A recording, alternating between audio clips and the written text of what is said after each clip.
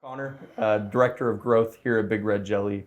I'm with my good friend Josh, CEO of Big Red Jelly, and today we're going to be talking about the one-page marketing plan. Wow. There you go. Excited to be here. Let's jump in. Thank you for joining me. I think to kick off, one thing that I run into is for small and medium-sized businesses, planning out and figuring out their marketing. What are the best things to do? Post your positioning with your brand, post getting your website built, how to structure not only a team, but also, what are those efforts going to look like? Yeah, I think I get that question a lot. We get that question a lot, don't we, here at Big Red Jelly? But I think even before answering that question, a lot of companies just don't even know where to start, right? Marketing is this one thing that we all know, but very few people are comfortable with how to execute, right? And I think it'd be interesting to kind of explore that. Like you hear, right, clients come to you day in, day out, week in, week out. Hey, I need help marketing. I want more sales. I want more revenue. We all want those things. But why is marketing so complicated? If I can flip the script back at you, really, as Grow Director, because you eat, sleep, breathe marketing, why is marketing such a complicated thing for small to mid-sized businesses? Yeah, I think that, small and medium-sized businesses, they get stuck in seeing trends and not understanding the full picture behind that trend or why that trend may work for their brand, right?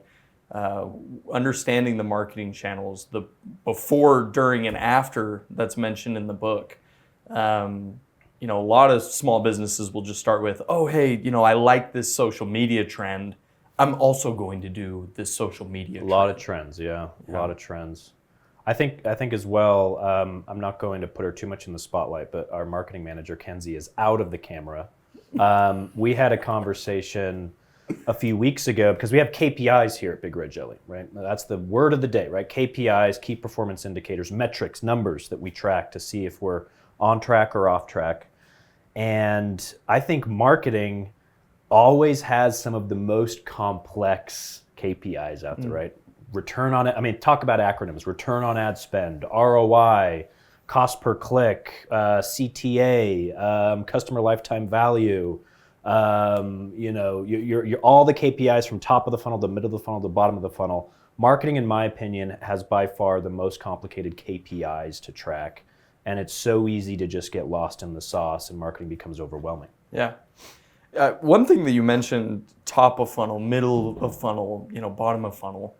Break that down for me. What does that mean for you, and what's important in top of funnel versus maybe low funnel? Wow. Insert book. Because on that point, it says at the top, which by the way, we've been reading this book. Did we read this as leadership first? So we read it as leadership first, and then we shared it with the team. A lot of people also learn it at their university in their degrees. I think we're going to make this probably a requirement for our training here at Big Red Jelly, because before I answer your question, Connor, at the top of the book, it says, everybody knows marketing is getting too complicated. Allan Dib, the author, solves that problem with his brilliant new book. Read it and simplify your life. And for me, the reason that I recommended this book to Big Red Jelly and for leadership is I've been in marketing my entire professional career. It's always been complicated. There's a lot of theoretical marketing books out there. I'm not going to name drop them, but you know who you are. There's a lot of theory and fluff and like, this is marketing, right? This is that. But when I read this book for the first time, I was in college, so it was quite a few years ago. For the first time, it was like, this is so practical. And so we lean on some of these principles at Big Red Jelly in our Grow service in making our Grow service very practical.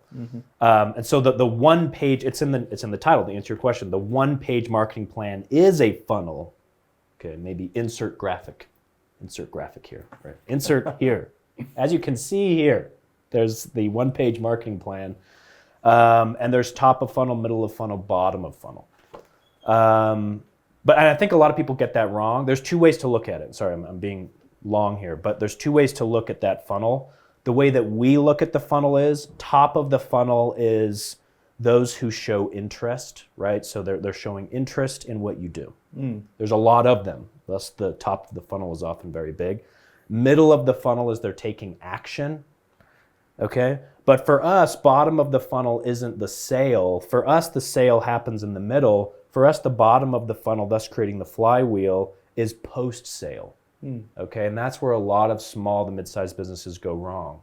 They're always chasing for new customers, new customers, new customers, new customers, and they forget to nurture their current customer base, and they never create that momentum building flywheel.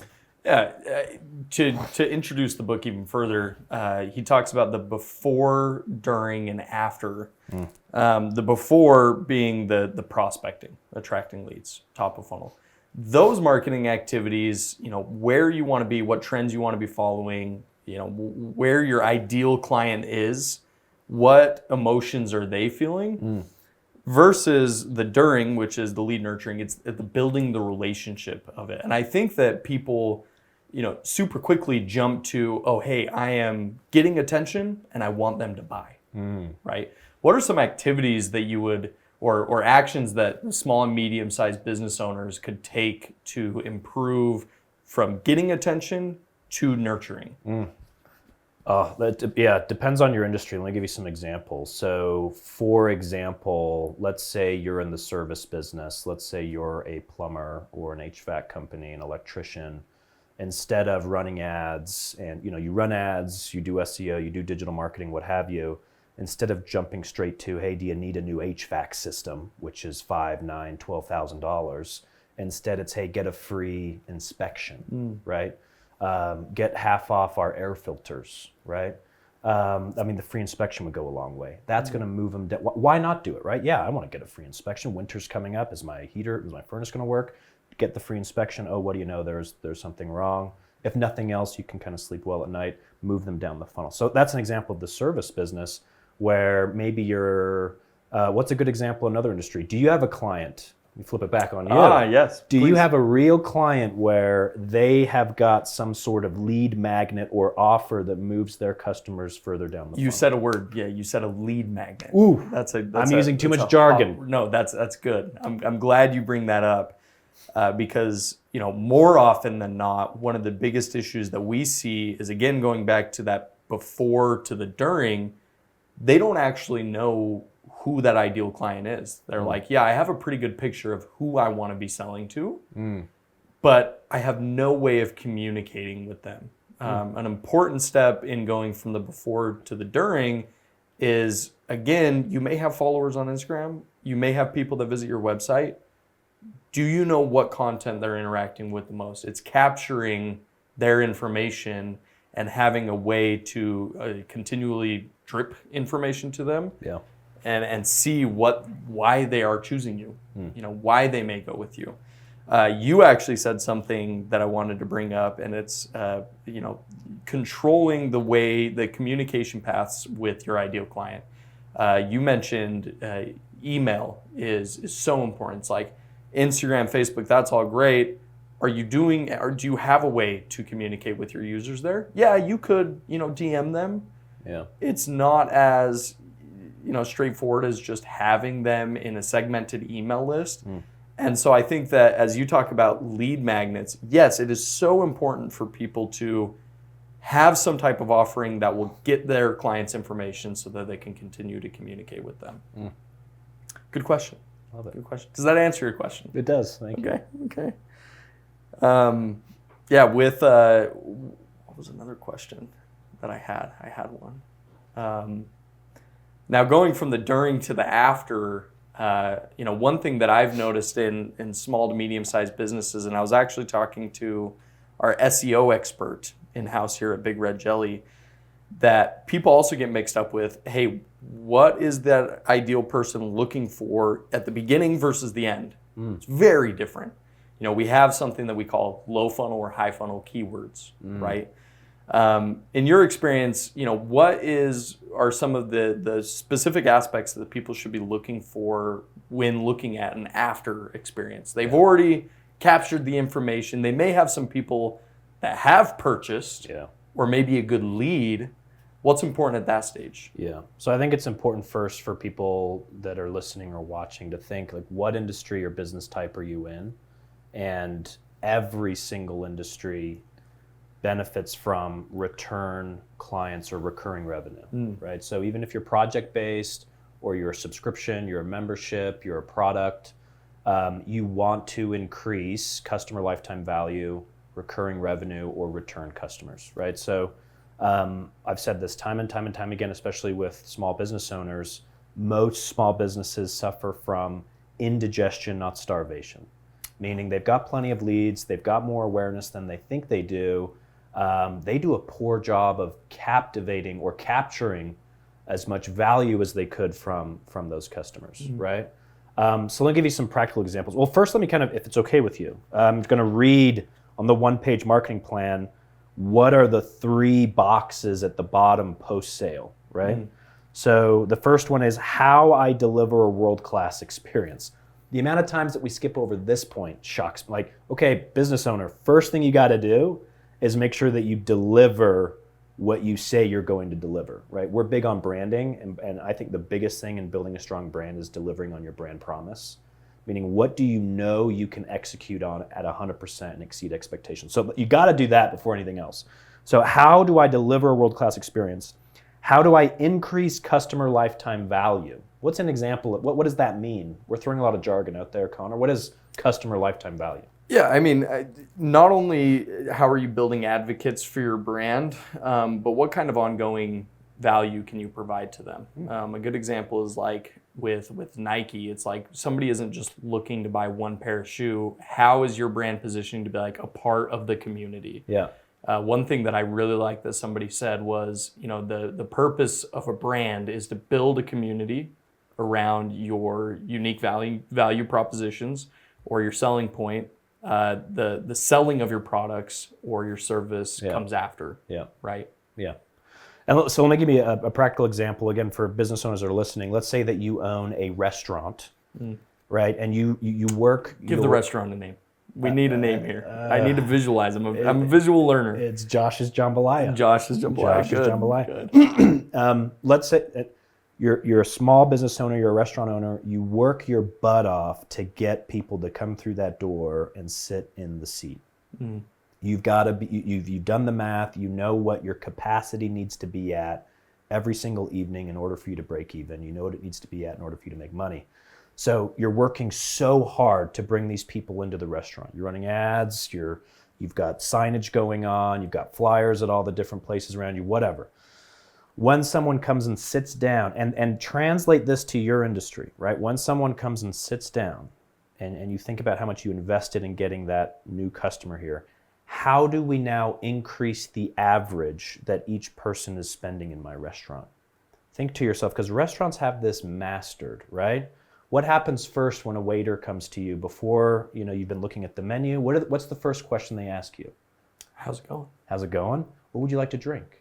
Right? Drinks have the highest margin for restaurants, fast food. So they want to get you a drink, right? Have you looked at the cocktail menu? May I recommend to you this bottle of wine, right?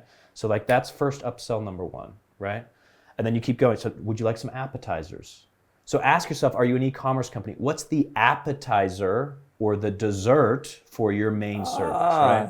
Good. So if you might think, well, it's no big deal, Josh. It's an extra $10. It's an extra, a drink's an extra $6. Well, cocktails, depends on where you are. It could be $12, $20, crying out loud. But if you take the average dinner guest from spending $30 on their dinner to now they're spending $75, and you multiply that by that's what I mean by small businesses suffer from indigestion, not starvation, right? So think about, this is sales enablement 101, right? Let me give you another practical example. You're an e-commerce company. Go look at your website. When I'm looking at the product that I want, do you have the row underneath it that says this product goes well with, right? Other customers bought this. Add another and get 10% off. Yeah. Abandoned carts, right? So all of these things are going to increase the customer lifetime value. Going back to the plumber example, where I'm a HVAC guy, I come in, while I'm in the home, oh, guess what? We'll also do a free inspection of your electrical or your plumbing or what have you. That's if you have multiple licenses. But why not do it there? What do you know? There's a leak here, and then I've just doubled the sale without necessarily doubling my marketing and advertising costs. Right. So last thing I'll say here, but Harvard Business Review came out with their report a few years ago, it's 5 times more expensive to go and acquire a new customer than to get a current or a previous customer to come back. So going back to your point about building a tribe, are you nurturing your tribe? Do you have a community? Do you have a newsletter? Do you have a Facebook group? Do you have a meetup? Right? Are you treating your tribe with the respect that they deserve? So sales enablement 101, right? Think about who your customers are, make sure they're nurtured. Right. Yeah, sales enablement, that's such a powerful term. And as we kind of approach the flywheel, what you'll see from a lot of marketing and advertising agencies is we want to be able to get you the traffic, right? We want to be able to get you the traffic. We're going to trust that, you can do some of these things on your own. What are some practical tips of how you could, I'll give you one, of how you could do this on your own.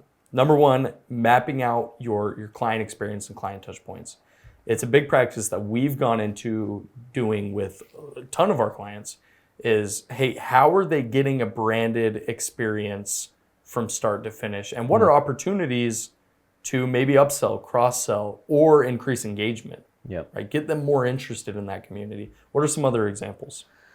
I love that. I would take that a step further where if you're a founder or business owner, not only draw out your customer experience, your customer timeline from start to finish, but actually go and do it as if you are the customer.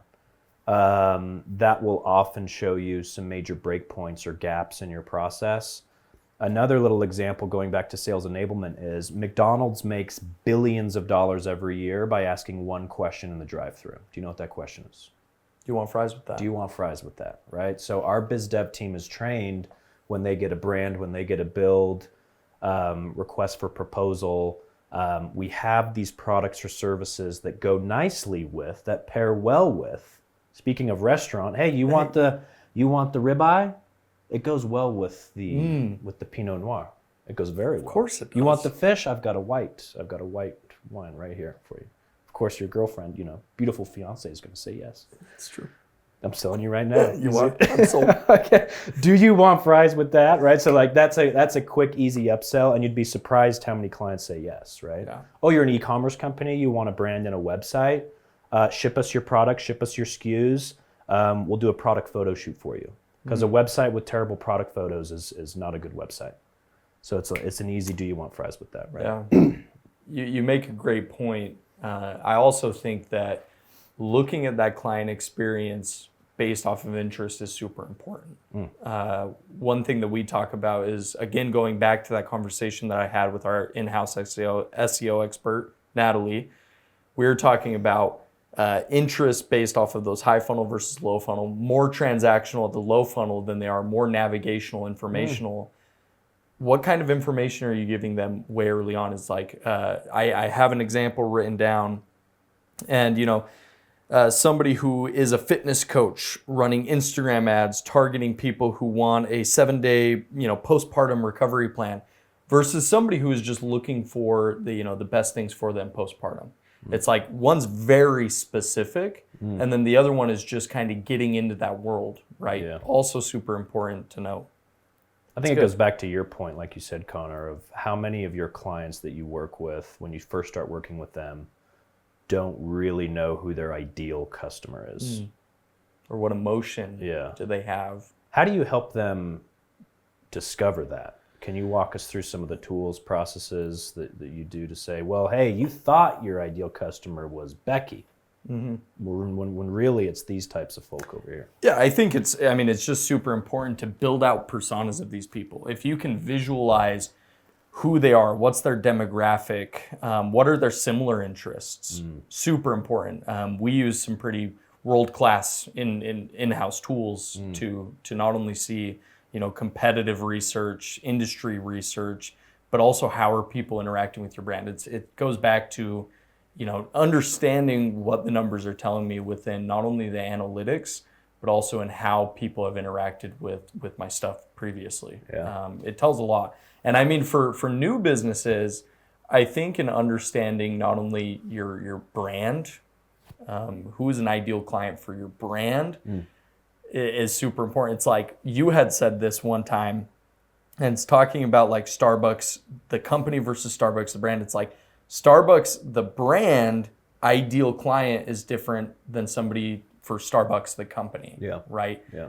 Starbucks, the brand, it's like somebody who wants a environment that they can go and work at. Yeah. Versus Starbucks, the company, it's like, how can we build lifetime value to Yeah. make this person a Starbucks advocate? Yeah. Very different. Yeah, our co-founder he gave a talk on this not too long ago where he said, I might butcher this quote, but your visitors are not your customers. But all your customers are your visitors, meaning don't get too lost in, you're looking at Google Analytics, you're doing keyword research. I think we're inundated with quantitative data, by the way. I think it's good overall, awesome, because we didn't have that before in traditional advertising marketing. You'd run a billboard, you'd do a newspaper ad, you had no clue if it was effective. Where now we've got numbers coming out of our ears, it's the opposite, going all the way back, right? It's like very complicated now, digital marketing has become, or at least it seems to be. And I think that we miss qualitative research. I think we've totally missed the plot. Again, when is the last time that you went and chatted with one of your customers? When's the last time you reached out to them and took a customer out to lunch or hopped on a video call with them and asked them why they chose you? So, because it's easy to look at your Google Analytics and say, oh, well, here's my target audience, here's my ideal customer. It's 60% female in this age range. But then if you go look at your customers, those who actually spent money with you, it's actually slightly different. So that's a common pitfall. There might be differences there, right? Yeah.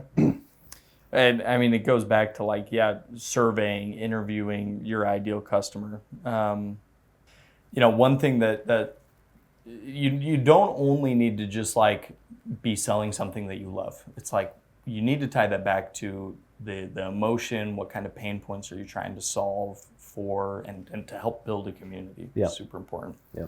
The prospecting phase, as they would say in the book. No, yeah, I think that one takeaway from this is evaluate your customer experience.